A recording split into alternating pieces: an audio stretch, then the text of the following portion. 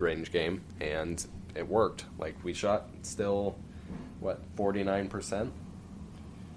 That was where Glenn was big. Yeah. I mean, even if he shot 50%, that's fine. The crazy thing is, though, we played 8 players, but we played 5 players. Yeah. I mean, our start is 38, 38, 39, 38, 34. Yep. It's crazy. Yeah.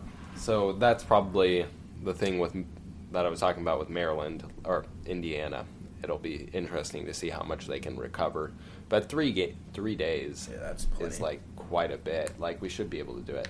But hopefully, I kind of think they can take that mindset into it of like not worrying too much about the game. Because, yeah, I mean, it's not the most important one. But if we can win it, it's huge. Yeah, anything else about that game? It seemed like it was just a solid one. It was interesting that we didn't win by a lot at home, though. Like, I mean, looking at this, it's just they had so many more shots. That's basically it. Defense was good, besides rebounding. That's not really defense, but yeah. Yeah, so it's kind of interesting. Well, the thing that was interesting at the end of the game is they took Watkins and they played him offense-defense for the last 4 minutes of the game. And he was destroying us. He had 6 offensive rebounds, 14 total. And he was really kind of running their offense. Which he had 3 blocks, too, and then they started putting the other guy in for defense, which made no sense. He stayed in on offense, and then he came out on defense. And I thought it was weird, like, at 4 minutes, they were like, I saw him. He was supposed to come out when he was shooting free throws before the 4-minute timeout, but he missed the second one. I was like, sweet, he's going to be out for like 1 or 2 minutes. And then he came right back in after the timeout, after sitting for 15 seconds. I was like, what the heck? They just played him offense-defense for the rest of the game, and I think it really hurt them because we were able to kind of go inside.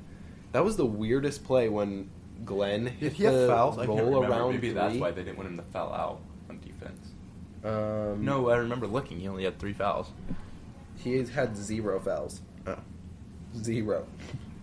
Where does it say that? Yeah, it says, I don't know, that's what it says on here. It has Reeves, right? Unless it was Stevens. No, it was Watkins. Watkins is their big guy. Mm-hmm. Man, Stevens played 39 minutes, but I guess all of our guys played 39 minutes, so. But yeah, I mean, just taking your guy out, I guess he was probably tired or something. That could be the only thing they decided they want him on the offense. Yeah, I mean, I guess that was probably part of the difference in the game, that they only played their stars for 27 minutes each, and we played ours for 38. It's like, just got to use them.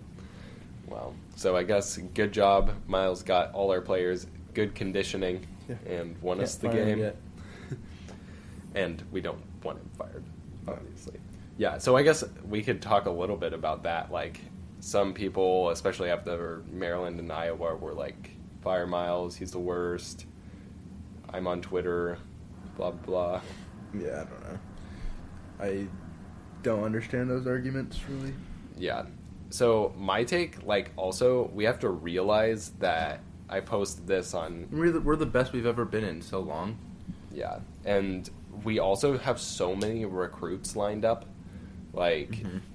And we have talent for next year, probably. I mean, think about all the guys that we could lose. We could lose Thomas Allen. We could lose Isaiah Roby. We could lose Javray Green.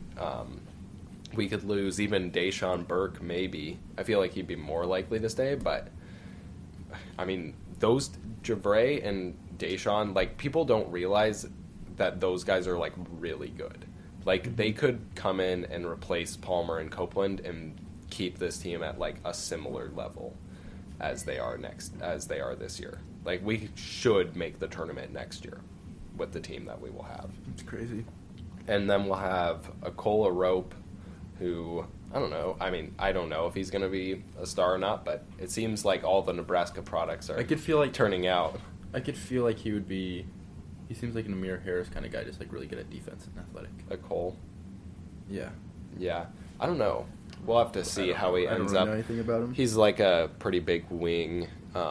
He plays for Creighton Prep this year. He's in Nebraska. And then Donovan Williams, like, he would probably reopen his recruitment. He's a 2020 guy, and he's, like, top 100 in 2020 already. Then we have Micah Adams-Woods, who could... I mean, like, we have so many people who are lined up, who are, like, solid players or already on the team, who we already know how good those guys are. And, like, it could all just be gone, and we're, like, trying to rebuild. I mean, that's crazy. Why would we ever want to do that? Yeah, that makes no sense. Like, I mean, and also, I guess, to me, like, the only way we don't make the tournament is if something, like, crazy happens, like, we have 2 injuries or something, which maybe if that didn't happen and we didn't make the tournament, I would, like, change my mind on that. But, like, I mean, this team is good enough, and the rankings are helping us enough that, like, it's going to be really hard for us not to make the tournament, honestly. Yeah. I give us an 80% chance of making the tournament. Yeah, I would say it's about that high, too. So, I guess we can talk about some of the future games, which we will need to win a few of them. Maybe, like, 1 or 2 more games, and we're in. So, we kind of talked about Indiana. They're our next opponent. Their key player is Romeo Langford. He's a freshman who will be like a first-round pick. He's averaging 18 points on 51% shooting. That's good. Their leading rebounder only averages 8 rebounds a game, so he'll probably get 15. We'll hold him to 15 next game. So they're actually ranked 22nd. They're 12-4 right now, which, like, they're 12-4. I wonder how, like, they're that much better than we are. Because, like, our schedule is really difficult right now. Oh, okay. Well, maybe it's because they just lost and the new rankings haven't come out. So they lost to Maryland on I didn't know that. Friday. Whoa. They were up in that game. I thought they were going to win. So they lost by 3 to Maryland. They lost by 2 to Michigan, so I guess that's not a bad loss. They lost to Arkansas and Duke. Yep, okay, that's probably a better schedule than we have. Yeah. When you lose the number 2 and number 3 team in the nation, that's probably not the worst losses out there. Yeah. I'm interested to see how this Maryland game went. So I guess they are 2-3 in conference. So Fernando had 25 points in that game. That's pretty crazy. But then we have Michigan State. Let's see. Okay, so they have Indiana, Michigan State, Rutgers on the road, Ohio State at home, and Wisconsin at home. So with those next 3 games, how many do you think they get in those 5 games? That rounds out January. I'm going to go with 2. 2. I think they only win 2. So they win, I'm assuming, Rutgers and then, like, Wisconsin at home? Yeah. Or something? I think Ohio State is pretty beatable. Right now they're ranked 16th, but they lost to... Is that at home? They lost to somebody a few nights ago that wasn't that good. Ohio State at home? Yeah. And they lost to Rutgers on the road just the other night. They're playing Iowa right now. They're up 26-24 in the first half. But yeah, Ohio State, like, I think they're beatable. We actually on ESPN have like a 72% chance of beating them. But all the statistics give us probably a better chance than maybe we should have in those games. And then Wisconsin, let's see.